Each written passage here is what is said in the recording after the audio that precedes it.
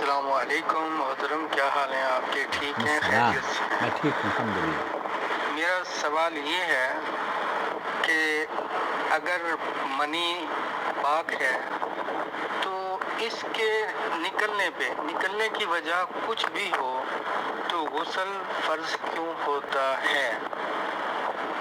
اس کے بارے میں آپ ہمیں ذرا تفصیل سے آگاہ کریں، آپ کی مہربانی ہوگی۔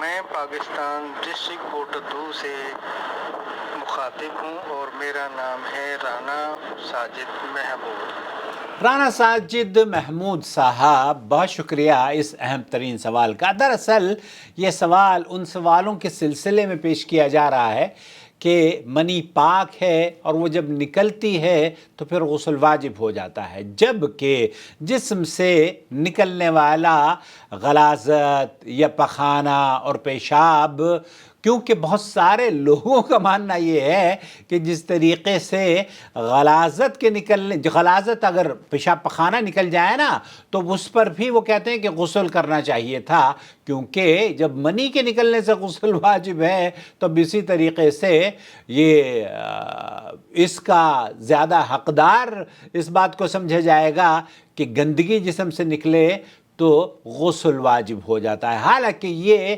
ان کا جو فارمولہ ہے یہ خود ساختہ فارمولہ ہے۔ ہم دراصل اسلام کا مطلب یہ ہوتا ہے کہ سبمیشن ٹو آلمائٹی اللہ کے احکامات پر عمل کرنا میں اور آپ کے لیے یہ واجب ہے کہ ہم نبی کریم صلی اللہ علیہ وسلم کے مطیع اور فرمانبردار بنیں، اس طریقے سے جس طریقے سے جو احکام اللہ کے رسول صلی اللہ علیہ وسلم نے ہمیں بتائے ہیں ہمیں ویسے ہی کرنے چاہیے، اور وہیں سے ہمیں سیکھ بھی لینی چاہیے۔ اب اگر کوئی یہ کہے کہ جناب آپ ہوا خارج ہوتی ہے، جسم سے ہوا خارج ہوتی ہے، اب یہی ہوا خارج اگر دبر سے ہوتی ہے، پچھلی شرمگاہ سے ہوتی ہے، تو وضو ٹوٹ جاتا ہے۔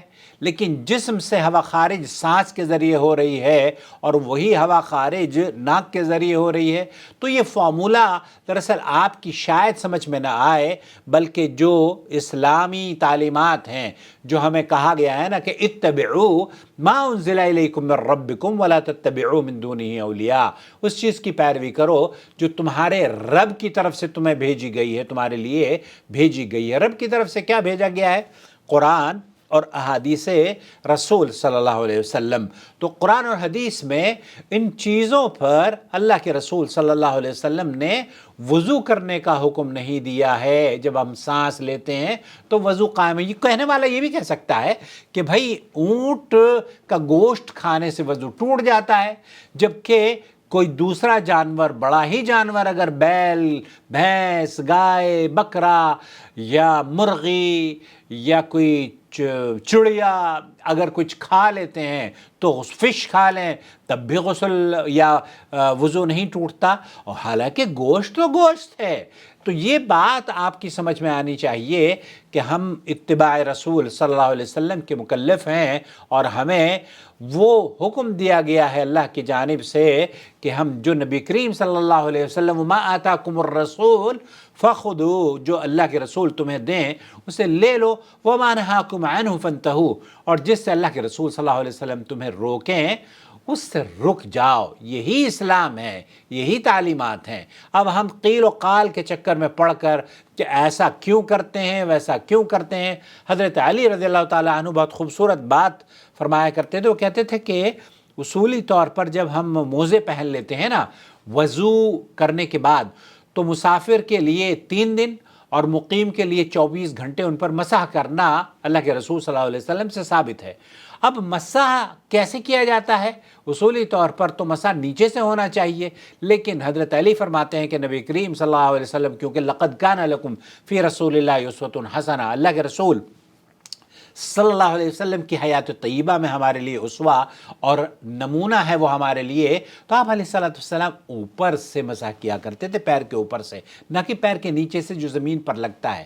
منطق تو یہ ہے کہ پیر کے نیچے سے مسح ہونا چاہیے، لیکن نہیں، آپ منطق اپنی گھر پر چھوڑ دیں، عقل کے گھوڑے مت دوڑائیں، بلکہ وہ کریں جس میں اللہ رب العالمین کی رضا حاصل ہو سکتی ہو۔ آپ اگر اپنی عقل سے کام کریں گے تو اللہ کی رضا حاصل نہیں ہوگی۔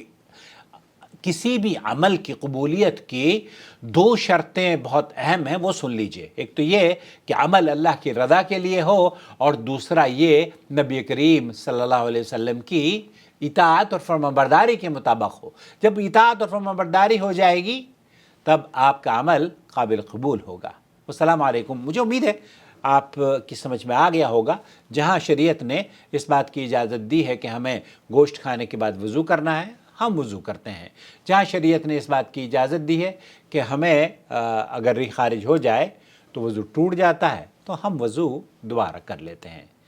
منی پاک ہے، اور اس پاک کے نکلنے سے، جسم کے باہر آنے سے، شرمگاہ سے جب وہ باہر نکلتی ہے تو اللہ کے رسول صلی اللہ علیہ وسلم نے غسل کرنے کا، اللہ اور اس کے رسول صلی اللہ علیہ وسلم نے غسل کرنے کا حکم دیا ہے، اور ہم اس کے اللہ تعالیٰ سے دعا ہے کہ اللہ تعالیٰ ہمیں عمل کرنے کی توفیق بخشے۔ آمین یا رب العالمین۔ السلام علیکم ورحمۃ اللہ وبرکاتہ۔